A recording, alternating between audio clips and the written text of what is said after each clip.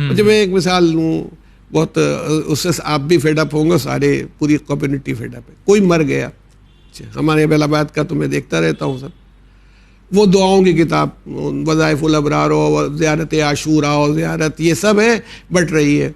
मेरे भाई इतनी सब ढेर हैं। हाँ, जबकि मैं शायद कम शरीक हो पाता हूँ मजालिस में अपने मसरूफियात की बिना पर। जो हर इतवार को जाते हैं एक किताब लिए हुए चले आ रहे हैं, क्या होगा? मैं एक दिन मैंने कहा भी, सब स्टूडेंट नौजवान जमा थे, मैंने कहा यार मैं वसीयत किए दे रहा हूँ तुम लोगों से कि जब हम मरे ना तो 40वें में जितनी जमा किताबें वो सब रख देना, कि जिसका जो जो जीचे इसमें से ले जाए, वो मरहूम हो गए ये इतनी किताबें उनको हासिल हुई थी, आप लोग ले जाइए। अब क्यों? उसके बाद दूसरा तरीका जो हुआ, फिर ये नया डेवलप हुआ, जानमाज़ें।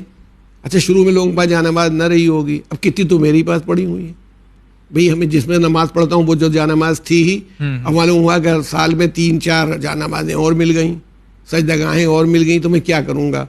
रखे रहिए, काम आएगा। अब कहाँ है? जानमाज तो एक ऐसी चीज़ नहीं है, बल्कि जिस पर नमाज पढ़ता है वो आगाए मरशी ताबसरा के लिए सुना है कि उन्होंने कहा था कि वो मेरी जानमाज मेरे साथ दफन कर देना, जिस पर मैंने 40 या 50 साल नमाज शब पढ़ी है, और वो तो उसको दफन करना। तो भाई ये भी है कि जिस पर हम नमाज पढ़ते हैं, इस पर इतनी बार पढ़ा है तो इसकी अजमत है, ये भी है। लेकिन हम ये नहीं करें, हम करें बहुत से काम है। आप इतनी किताबें क्यों छाप रहे हैं? आप किताबें लगा दीजिए, मफातिहुल जिनान है, वो तोफ़तुल अवाम है, अहम किताबें कुरान के मुख्तलिफ लोगों के तर्जुमे, और मोमिनीन से कहिए भाई जिनको जिस किताब की ज़रूरत है वो ले जाएं। अच्छा मशवरा है जी। हाँ, अच्छा, एक पाकिस्तान में एक दुआओं की किताब छपी है, नवाए सालेहीन उसका नाम है, मेरे पास है, इत्तेफाक से मुझे दुबई में किसी ने प्रेजेंट कर दी थी, बहुत अच्छी किताब है। उसमें वो शुरू में जिन्होंने दुआएं इमामों की मुरत्तब की हैं, उसमें एक नोट लगाया है, अगर आप इसे ना पढ़ें और ना पढ़ सकें तो मस्जिद में रख दें जाके, और जो साहब ले जाएं, पढ़ना हो तो लेके चले जाएं, और जब ना पढ़ सकें तो वापस मस्जिद में रख दें।